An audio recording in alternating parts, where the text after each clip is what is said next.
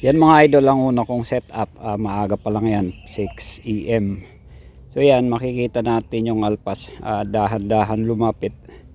At ayaw niya din lumapit dito sa ating kating babae. Ayan, medyo pumugas pa si puti. At nakita siyang parating nga. Pero ito ay lumihis lang at hindi na bumalik pa. So yan ang naging ano ng katiko, parang nagdadalawang isip siya tumilaok o magamon sa dumating na kateka. So wala nangyayari. Tumilaok man siya dyan ay huli na, wala na yung kati natin. So yan mga kalagalag, kapag nauunahan ang kati natin ay medyo naduduwag sila o natatakot sa alpas. Kaya ang tendency niyan ay umaalis na lang yung alpas mga idol at wala, nagiging zero yung pagkakati natin. At ito naman ang aking pangalawang setup sa araw na to. So yan, sineset up ko yung si dala kong pangkate dyan. Maririg natin na may tumitilaok. At yan nga, dahan-dahan ako nag ano dyan kasi malapitan lang yan mga idol. Nasa 20 meters lang ang distansya ko sa katina yan. Bali ang katina nandyan ay dalawa ang nandyan na tumitilaok, nagsasagutan sila, pero mas malapit itong isa. At yan nga, sa pag set up ko na yan, saglit lang mga idol, gumamit ako dyan ng pakakak. At itong ang dala kong katina ay hindi na siya tumitilahok kahit nakikita niya ng palapit yung alpas nakakatihin natin, ay wala lang siyang reaksyon. Hindi man lang talaga siya magpakita ng gilas para hamunin o talagang idwelo niya itong ating kinakati. So yan nga, nagpakita, nagpasilip, nandito lang sa gilid. At wala, napatingin pa siya sa camera natin at ayun, umalis na mga idol. Yan mga kalagalag ang nangyayari sa aking mga pangkate. Dinadaan-daanan lang at sinisilip ang mga alpas.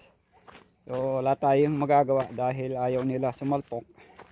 Ang kati kasi natin kapag nakakita na ng alpas ay nananahimik na.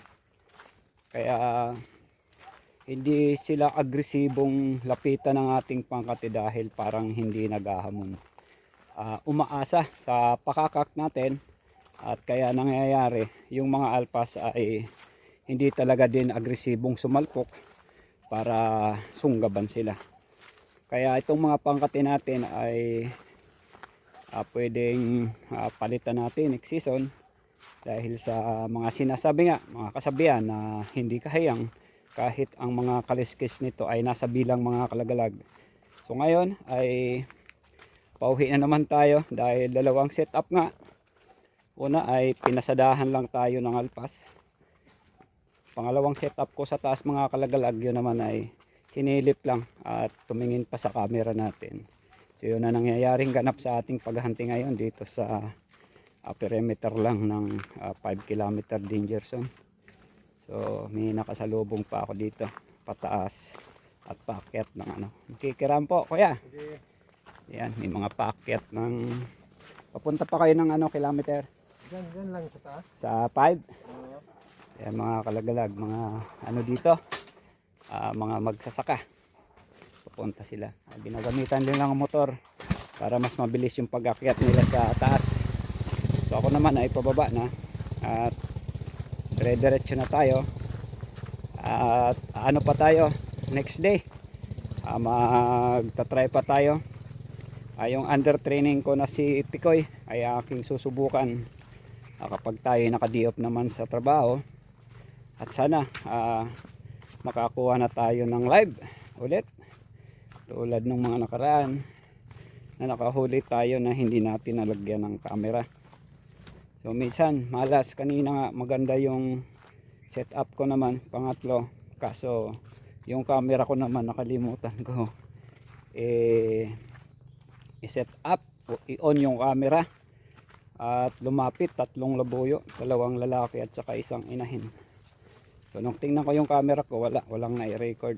Pero wala tayong huli doon dahil nga yung ano natin mga kalagalag, yung ating pangkate nadala ay hindi tumitilaok. So yun, minsan nakaka-bad trip dahil ang mga kati natin pag nasa bahay, masigasig sila tumilaok. Pero pag nandito na sa gubat, napipipi sila kapag nakakarinig sila ng tilaok ng alpas. Kaya yun, wala tayong magagawa. Mainis man tayo, mabad trip, pero yun ang mga ano ng mga labuyo. Merong mga tamad pag nandito na, meron namang mga walang imik sa bahay, pero pag dito na sa gubat talagang pagaspa sila ng tilaok at talagang naghahamon sa mga alpas. At yan mga idol, ito na, pababa na tayo, malapit na tayo sa yan, may naririnig na ako mga motor paakyat ulit dito, masasalubong natin. Ito ang daan dito mga idol, oh. Yan. Yan lang. Hanggang doon. Napaka sikip lang. At yan. Si up. Paakyat. Mga idol. Motor lang sila hanggang 4 kilometer danger zone kasi nandun yung mga taniman nila. Ay hindi na ako umakyat pa. Kaya ayan na naman yung ambon. Dumilim na naman. Maaga pa mga kalagalag. 8:30. So makakauwi ako ng bahay ng mga 9:30 nito dahil babiyahe pa tayo, magmumotor pa tayo simula sa 6 kilometer hanggang sa baba doon sa amin. 12 kilometer kasi kami mga idol eh. So yan mga idol, maraming salamat sa pag-aantabay ng aking mga vlog sa aking YouTube channel, FB page at sa TikTok. Maraming salamat.